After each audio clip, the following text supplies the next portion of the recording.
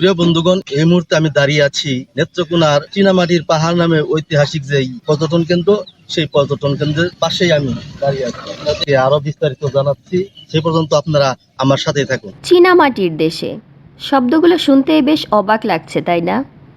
বিষয়টা অনেকটা দেখা হয়নি চক্ষু মেলিয়া ঘর হইতে দুই পা ফেলিয়ার মতো। এমন একটি জায়গা রয়েছে আমাদের অনন্য রূপসী বাংলাদেশের ভেতরেই।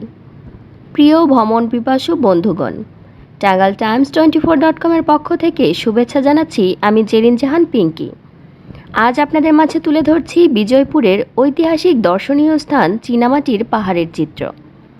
সম্পূর্ণ ভিডিওটি দেখুন, আর আমাদের ভিডিওটি ভালো লাগলে লাইক, কমেন্টস ও শেয়ার করতে ভুলবেন না।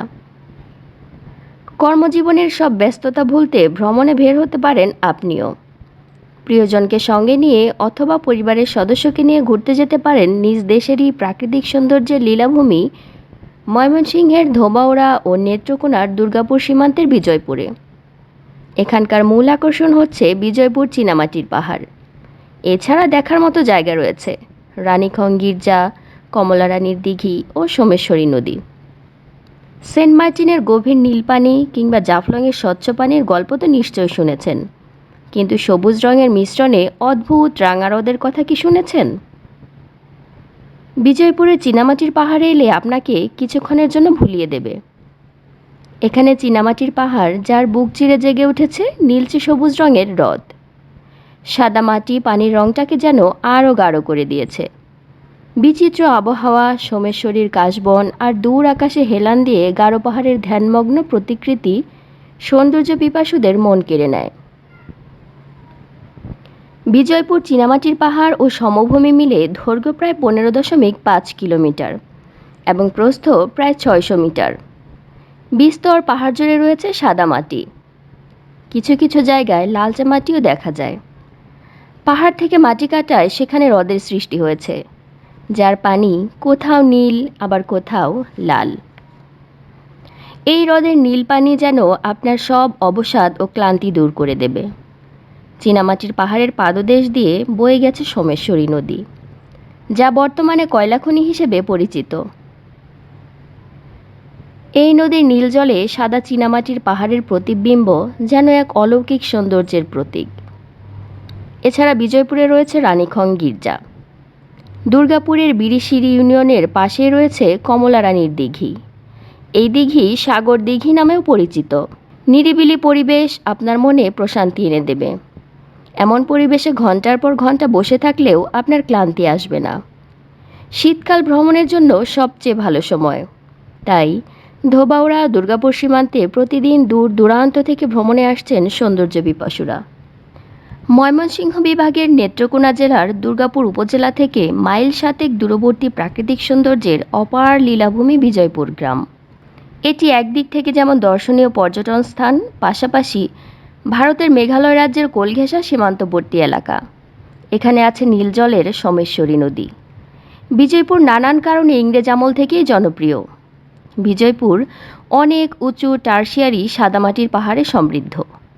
তবে এই মাটি আবার চীনামাটি নামেও বিখ্যাত। প্রকৃতপক্ষে এই অঞ্চলের প্রায় সবটুকু জুড়ে সাদামাটি পাওয়া গেলেও শশারপাড় এলাকায় উৎকৃষ্ট মানের চীনামাটির পাহাড় পাওয়া যায়। সে মাটি একদমই মিহি নরম ট্যালকম পাউডারের মতো, যা সিরামিক শিল্পের প্রধান কাঁচামাল। 1957 সাল থেকে এই চীনামাটি উত্তোলনের কাজ শুরু হয়। প্রথম কোহিনুর অ্যালুমিনিয়াম ওয়ার্কস নামে একটি প্রতিষ্ঠান বাণিজ্যিকভাবে চীনামাটি উত্তোলন শুরু করে 1960 সালে। 1973 সালে বিসিআইসি সে কাজে অংশগ্রহণ করে। আস্তে আস্তে বেড়ে মোট 9টি প্রতিষ্ঠান চীনামাটি উত্তোলনের কাজে জড়িত হয়।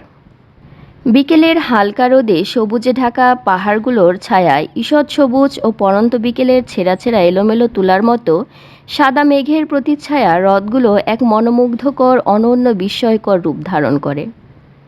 সেখানে পাহাড়ের পর পাহাড়ের বিচলিত নদীর সংখ্যাতীত তরঙ্গের মতো প্রকৃতির এক রহস্যময় আত্মহারা স্বতন্ত্র খেলা চলে। পাহাড়ের পাদদেশে রয়েছে বেশ কিছু ছোট ছোট গুহা। এখানে বেড়াতে আসা দর্শনার্থী জানান, এখানে চীনামাটির পাহাড়ের সাথে নীলচে সবুজ হ্রদের একটা সৌন্দর্য মিশে আছে। প্রকৃতির অপরূপ দৃশ্য দেখতে হলে আমাদেরকে অবশ্যই এখানে একটা ব্যতিক্রমী, সম্ভবত বাংলাদেশে একমাত্র চীনামাটির পাহাড়, প্রকৃতি প্রেমীদের কাছে অত্যন্ত সুন্দর এবং দর্শনীয় একটি স্থান। আসলে এখানে এসে কতটা ভালো লাগছে এটা ভাষায় প্রকাশ করার মতো বিষয় নয়। দেখতে খুবই অপরূপ লাগতেছে, প্রাকৃতিক সৌন্দর্য খুবই সুন্দর। এই সাদামাটির পাহাড়, এই সাদামাটির পাহাড় ইতিপূর্বে কখনো দেখি নাই, আজকে প্রথম দেখলাম। পাহাড় ঘেঁষা যে একটা হ্রদের মতো আছে, এখানে নীল পানি, এটা দেখতে খুব সুন্দর। যারা আসে তারা এখানে গোসল করতে ইচ্ছা করে, কিন্তু এখানে লেখা আছে যে এখানে নামা নিষেধ, এটা খুব বিপজ্জনক পুকুর। তো যারা আসলে এই সাদামাটির পাহাড় ইতিপূর্বে কখনো দেখেন নাই, তারা এসে এখানে এটার প্রকৃতির এই অপরূপ দৃশ্য এগুলা উপভোগ করতে পারেন।